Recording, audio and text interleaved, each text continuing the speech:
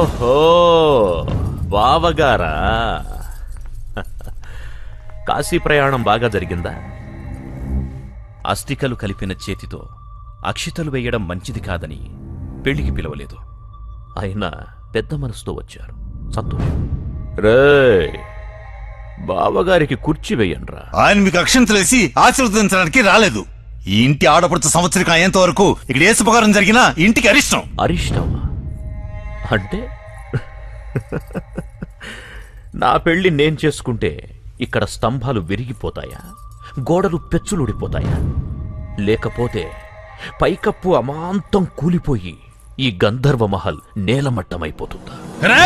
నీలాంటి మూర్ఖుడికి ఈ గంధర్వ మహల్లో గోడలు రాళ్లే కనిపిస్తాయిరా, కానీ మాకిది ఆలయం. పవిత్రమైన నా గంధర్వ మహల్లో ఇలాంటి భాగోతాలు ఆడుతుంటే చూస్తూ ఊరుకోను. అంతగా నీకు పెళ్లే కావాలనుకుంటే ఇక్కడి నుంచి బయటికి పో. ఎవరింటికొచ్చి ఎవరిని పొమ్మంటున్నావు రాయుడు? గంధర్వ మహల్ నీది అన్నది గతం, ఇప్పుడిది నాది. ఇక్కడ పెళ్ళంటూ జరిగితే నాకు అమృతవల్లికే జరుగుతుంది. కాదని ఎవడాపుతాడో చూస్తాను. రాయ్ కొట్టండి బాసికం. వద్దు వద్దు, మీ గొడవ వల్ల పీటల వరకు వచ్చిన పెళ్లి ఆగిపోయిందంటే దీని బతుకు బజార్ పాలైపోతుంది. ఊరందరికీ న్యాయం చేస్తారంటారు, నా కూతురికి అన్యాయం చేసి దీని ఉసురు పోసుకుంటారా? చూడండి, ఇది మాత్రం మీ చెల్లెలాంటిది కదా బాబు. నోరు ముయ్యవే. గంధర్వ మహల్ ముందుకి పొరపాటును వచ్చినా చెంగుచాటును మొహాన్ని దాచుకెళ్లే సాలి ఉండవి. నీ కూతురికి జగదమ్మ అమ్మకి పోలిక. బయటికి వెళ్ళండి, బజారు పుట్టాలా.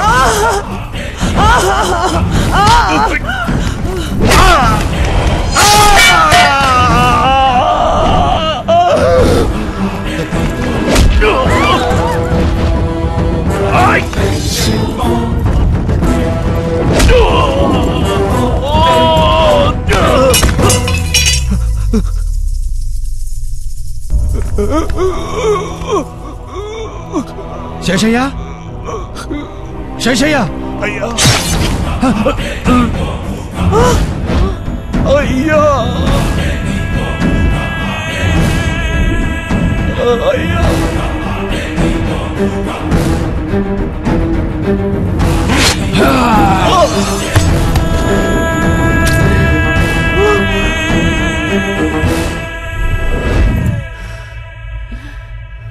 కంగారు పడకముందు ఈరోజు మన పెళ్లి. రాజా ఫణీంద్ర భూపతికి, అప్సర కన్య అమృతవల్లికి గంధర్వ మహల్లో వైభవంగా పెళ్లి జరుగుతుంటే అడ్డొస్తాడా వీడు? జాగ్రత్త అమృతం, నిన్న అపురూపంగా ప్రతిష్ఠించుకుందామనుకుంటే వీడి చెల్లెలడ్డొచ్చింది, దాన్ని చంపేశాను. మన మధ్య ఎవడడ్డొచ్చినా చంపేస్తాను.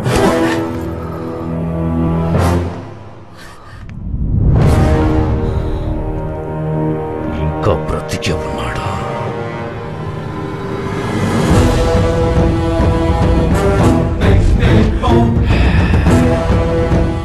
భయపడకముతో మన పెళ్లి మంటపం సాక్షిగా నీ మెళ్ళో తాళి కడతాను. కాని పక్షంలో నేను నీ ఫణీంద్ర భూపతినే కాదు,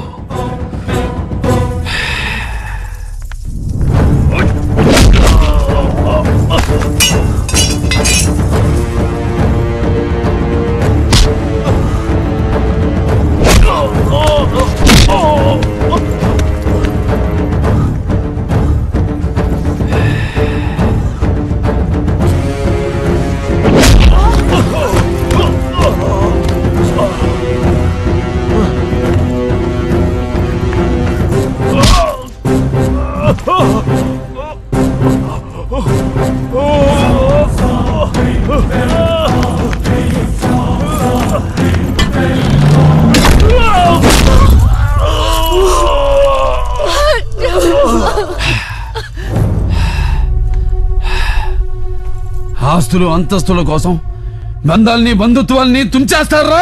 సాహసానికి పౌరుషానికి నిలయమైన ఈ గంధర్వ మహల్ సింహద్వారం మీద ప్రమాణం చేసి చెప్తున్నా, ఎవడైనా సరే ఎప్పుడైనా సరే పొరపాటును కూడా నోరు జారి ఈ గంధర్వ మహల్ నాది అన్నారో ఎవడికైనా ఇదే గతి.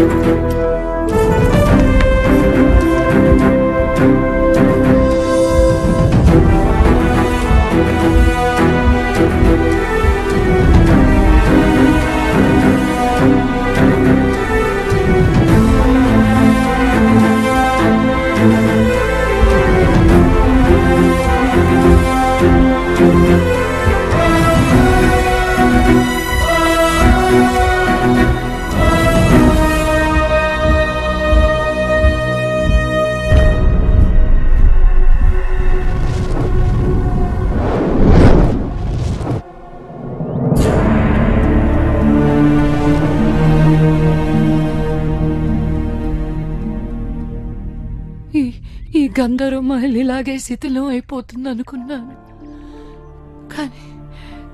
కానీ ఇన్నాళ్లకు కలకల్లాడుతూ మళ్ళీ చూశాను. మళ్ళీ ఇంట్లోకి అడుగుపెట్టి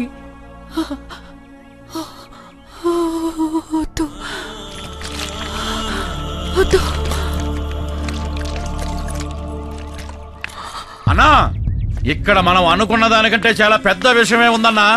ఈ పెళ్ళయ్యే వరకు మనం ప్రాణాలతో ఉండాలంటే పెద్ద భూత వైద్యుని తీసుకురావాల్సిందే.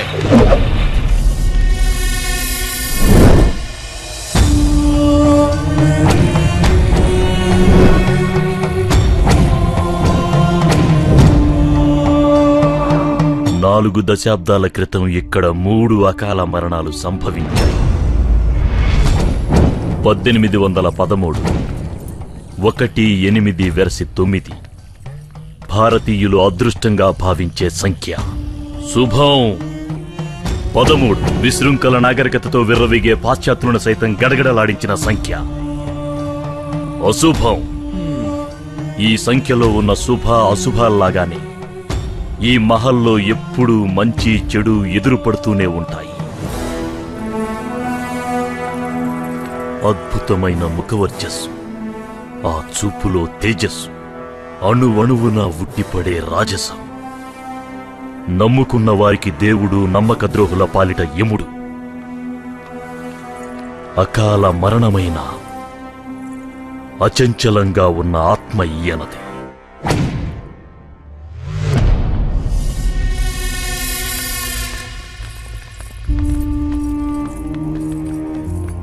స్వామి, మీతో మాట్లాడడానికి వచ్చాను. అది మీరు అనుమతిస్తేనే.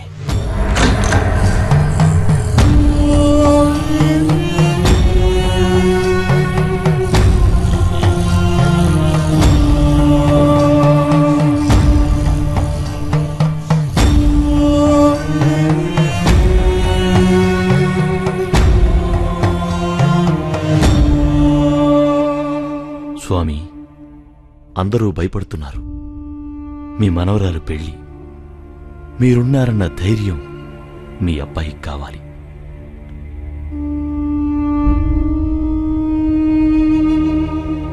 అలాగే స్వామి, ఏ పొరపాటు జరగకుండా నేను చూసుకుంటాను. మీరు విశ్రాంతి తీసుకోండి.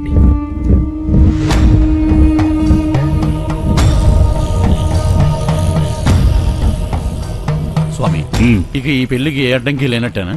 పెళ్ళెప్పుడు? రేపు రాత్రికే స్వామి. మళ్ళీ చెప్పు.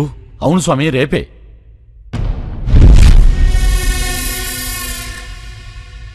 పెళ్ళెక్కడా?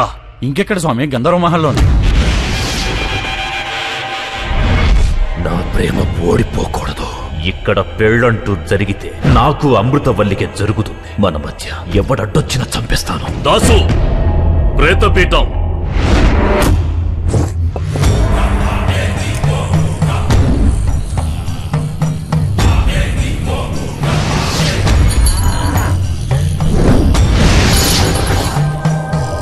వరుడి పేరు రిషికుమార్ స్వామి. వధువు పేరు విశాలాక్షి స్వామి.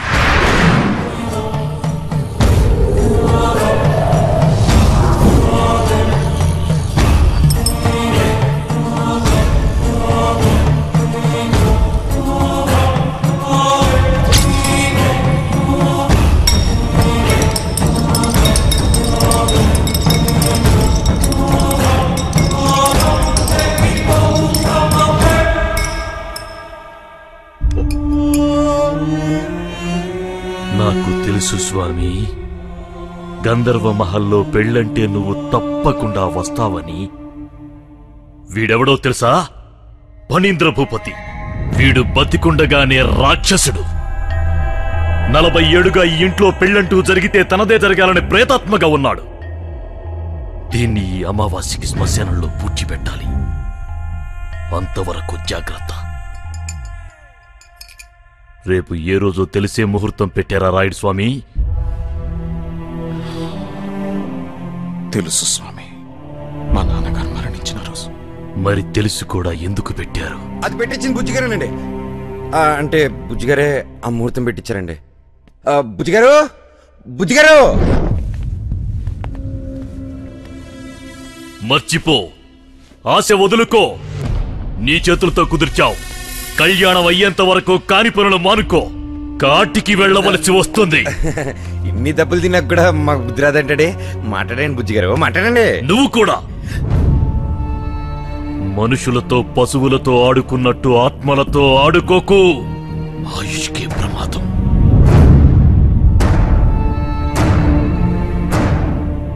ఆత్మలు ఆత్మలుగా ఉన్నంతసేపు ఏ సమస్య లేదు. కానీ వాటిని రెచ్చగొడితే మాత్రం అదే ఆహ్వానం అనుకుంటాయి. నచ్చిన వాళ్ల మీద ఆవాహం అవుతాయి.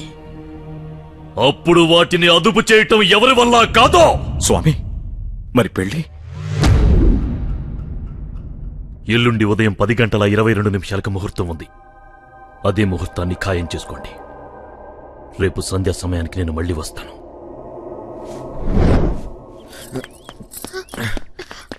ఏంటి, ఏమైంది? నీతో ఒక విషయం చెప్పాలి. నాకు ఏదో భయంగా ఉంది. ఆ భూతవైద్యుడు నన్నే టార్గెట్ చేసి మాట్లాడాడు. నీ టెన్షన్ నాకు అర్థమైందిరా. ఇంతకు ముందు మహల్ మీద ఆశపడినందుకు నిన్ను కొట్టారు. ఇప్పుడు నన్ను ప్రేమిస్తున్నందుకు చంపేస్తారేమోననేగా నీ భయం? అది కాదు. నీ భయం పోవాలంటే నా దగ్గర ఒక మందు ఉంది. జగదా,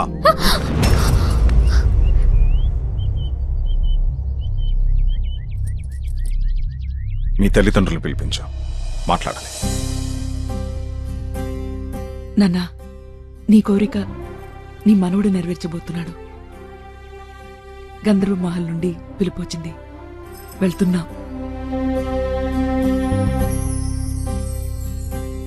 చిన్న వయసు, తెలియక వీడేదైనా తప్పు చేసి ఉంటే శేషయ్య మనవడిగా వీడిని క్షమించండి. మా శేషయ్య గారి కుటుంబం మళ్లీ నాళ్ల తర్వాత ఇక్కడికి రావడం నాకు చాలా సంతోషంగా ఉంది. ఆడపిల్లను కాకపోయి ఉంటే నేను మా నాన్నగారిలా ఇక్కడే ఉండి మీ వంశానికి సేవ చేసుకునేదాన్ని. ఆ అవకాశం నాకు లేకపోయినా నా కొడుక్కి దక్కింది. ఎలాగైనా మీ ఆస్తి మీకు అందజేయాలనేదే ఆయన చివరి కోరిక. అందుకోసమే వీడిక్కడికొచ్చాడు. చూడు సుగుణ, మీకు ఆస్తి పంచివ్వడం కూడా మా నాన్నగారి చివరి కోరిక. అయినా మిమ్మల్ని ఇక్కడికి పిలిపించింది ఈ లావాదేవీలు చూడ్డానికి కాదు, వీళ్ళిద్దరి పెళ్లి విషయం మాట్లాడడానికి. ఏంట్రా ఇది? మాట్లాడవేరా? ఏం మాట్లాడను?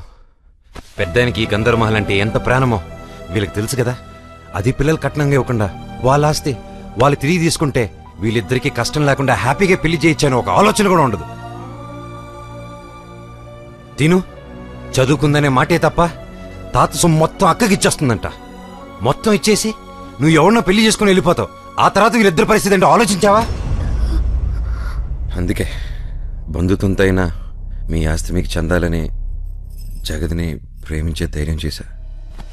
క్షమించు. చూసేవమ్మా, ఇంతకన్నా మంచల్లోని నేనెక్కడ తేగలను? అది కాదు. కాదనకమ్మా, మీకంటే కావలసిన వాళ్ళు నాకు మాత్రం ఎవరున్నారు చెప్పు. మీ ఇష్టం.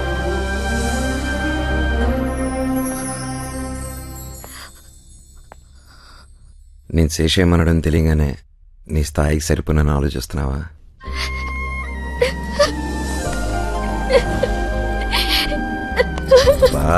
ఇప్పుడు ఏమైందని బాధపడుతున్నావు? బాధ కాదు, భయం. నేనుండగా భయం ఏంటి? భయం నా గురించి కాదు, నీ గురించి. నా గురించి భయం ఏంటి? నువ్వు మాకు మంచి చేయడానికి వచ్చిన విషయం మనుషులమైన మాకు తెలియకపోవచ్చు, కానీ ఆత్మగా ఉన్న మా తాతగారికి తెలుసు కదా. అయినా నిన్ను కొట్టారంటే నువ్వంటే ఆయనకి ఇష్టం లేదు. ఇప్పుడు మన పెళ్ళంటే ఆయన నిన్ను బ్రతకనెవరు. నువ్వు అవేం ఆలోచించుకో, పెళ్ళాక అన్నీ అవే సర్దుకుంటాయి. వద్దు, మన పెళ్లి జరగకపోయినా పర్వాలేదు, నువ్వు ప్రాణాలతో ఉండడమే నాకు కావాలి. అయితే ఇప్పుడు ఏంటి, పెద్ద ఆయన వచ్చి పెళ్లి చేసుకోమని చెప్తే కానీ చేసుకోవా? నీ లైఫ్ ని రిస్క్ లో పెట్టి ఈ పెళ్లి నాకొద్దు. అయితే ఆయన ఒప్పుకుంటే చేసుకుంటావా? నాకు 2 నిమిషాలు టైం, ఆయన ఒప్పించి తీసుకొస్తా.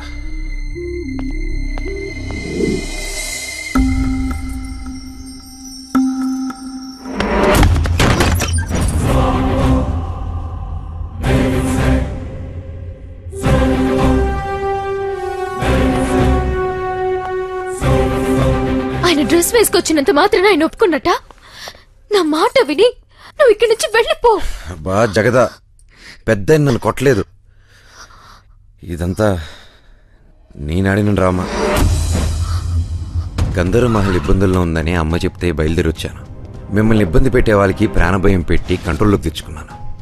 పెద్ద ఆయనకి ప్రాణమైన ఈ మహల్ కట్నంగా ఇస్తున్నారని నిద్రపట్టలేదు. ఆ రాత్రే నరసింహరాయుడు గారు నన్ను ఆత్మగా వచ్చి కొట్టారని మిమ్మల్ని అంతా నమ్మించాను. మరి గుర్రం మీద వచ్చి ఇల్లు వదిలి వెళ్ళకూడదని కొట్టారని చెప్పావు.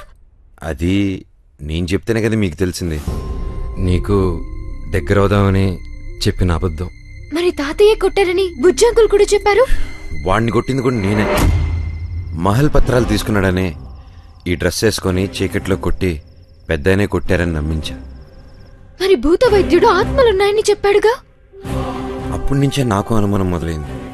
మా అమ్మ చెప్తూ ఉంటే ఈ రోజుల్లో ఆత్మలేంటి అనుకున్నా, కానీ ఇప్పుడు ఇవన్నీ చూస్తుంటే నిజమే అనిపిస్తుంది.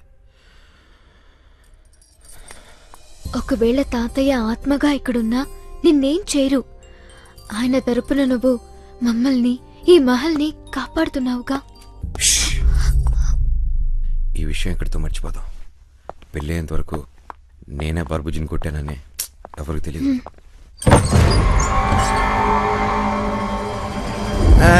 బుజ్జి గారు, అది ఇది వాళ్ళ తాతగారిది. ఒకసారి ట్రై చేయమంటేను కదా కదా.